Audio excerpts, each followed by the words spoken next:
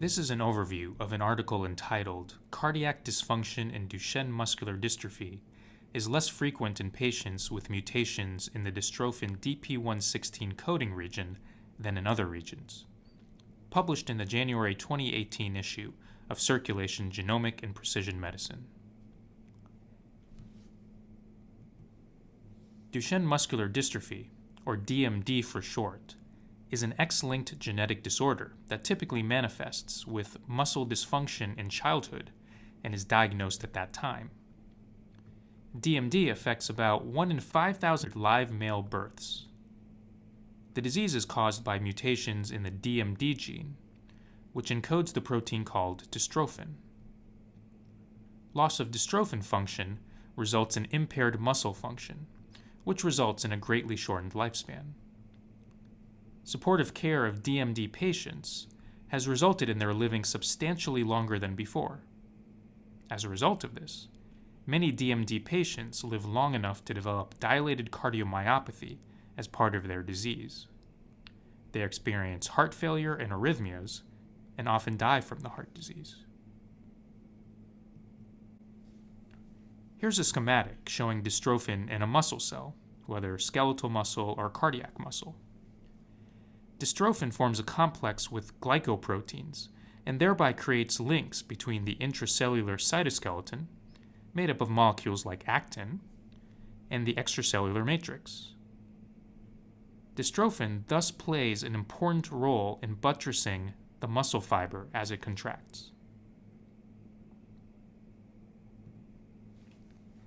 The DMD gene is quite large.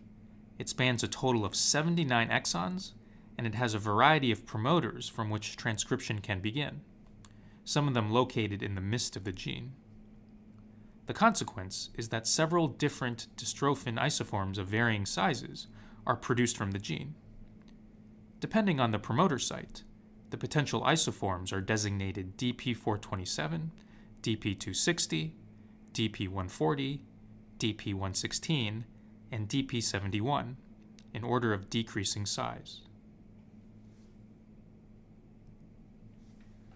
The most common pathogenic mutations in the DMD gene are not missense mutations, but rather exon deletions, exon duplications, frameshift mutations, and nonsense mutations. As with other disease-causing genes, a central question is whether the location of a mutation in the gene correlates with the severity of the disease. Previous studies have reported somewhat discordant results, with one study suggesting that mutations in exons 51 or 52 result in milder disease that can spare the heart, whereas mutations in certain other exons increase the likelihood of cardiomyopathy. This question has important implications because it has been proposed, although not proven, that early treatment with heart failure medications before the cardiac dysfunction has manifested can prevent or at least slow the development of cardiomyopathy. The decision whether to treat early could, in principle, be guided by the location of the mutation in the DMD gene in each patient. The authors of the paper under discussion retrospectively studied a cohort of male children in a single hospital over a 10-year period and had undergone repeated echocardiography. As can be seen in this figure, there is a trend towards reduced left ventricular ejection fraction during the first 3 decades of life. The decline does not appear to be constant over time. Rather, there are periods of relative stability followed by intervals of sharp decline, a stepwise pattern.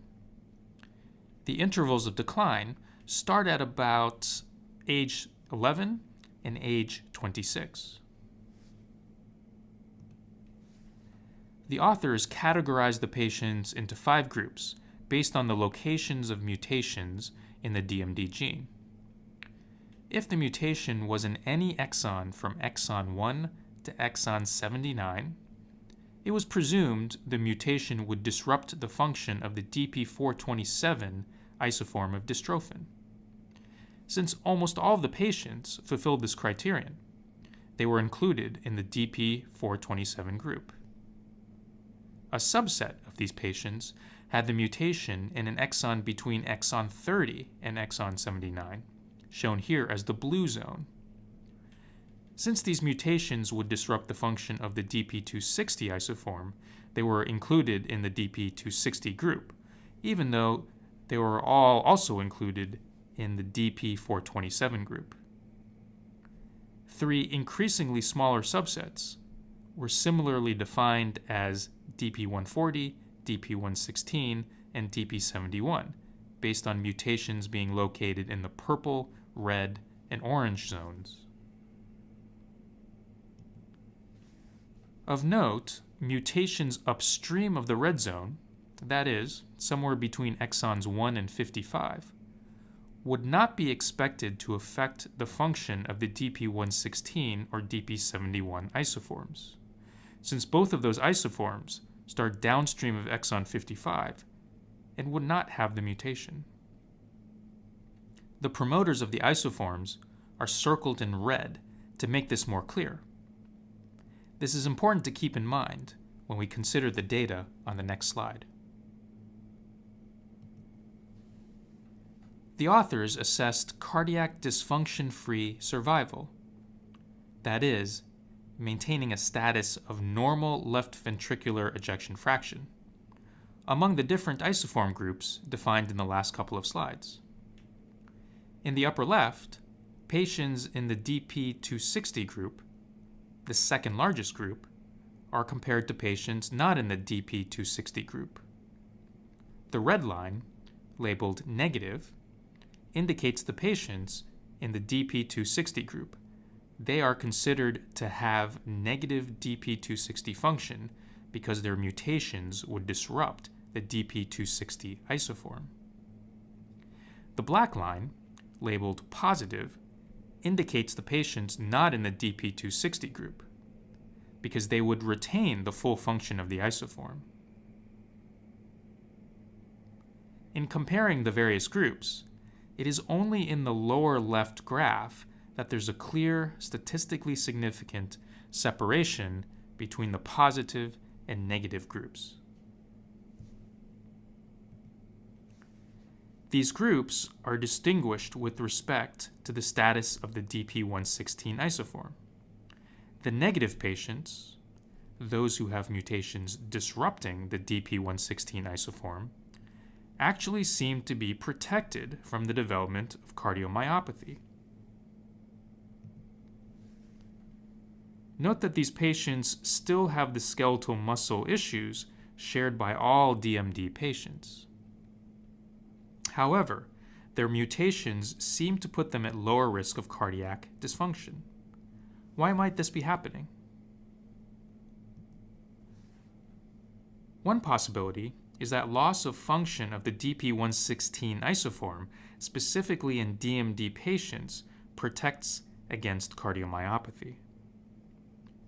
This presumes that the Dp116 isoform is expressed in the cardiac muscle. Although not shown here, the authors did demonstrate that this is indeed the case. Another possibility is that regardless of the isoform, having the mutation between exons 56 and 62, which includes patients in the Dp116 group but excludes patients in the Dp71 group, who, as shown on the last slide, did not seem to be protected from cardiomyopathy, somehow affects dystrophin in such a way that the cardiac muscle is less affected. In either case, we might predict that a DMD patient found to have a mutation between exons 56 and 62 is less likely to develop cardiac dysfunction, which would be useful information in determining how best to manage the patient. In conclusion, this study found that, first, in DMD patients, there are critical periods of decline in left ventricular function, starting at age 11 and age 26. And so these might be key opportunities for aggressive treatment to halt the decline in cardiac function. Second, mutations that affect the Dp116 isoform of dystrophin might confer less risk of cardiomyopathy. The authors hypothesize that loss of the Dp116 isoform is protective against cardiac dysfunction, and suggest that therapy directed against the Dp116 isoform may be helpful for DMD patients.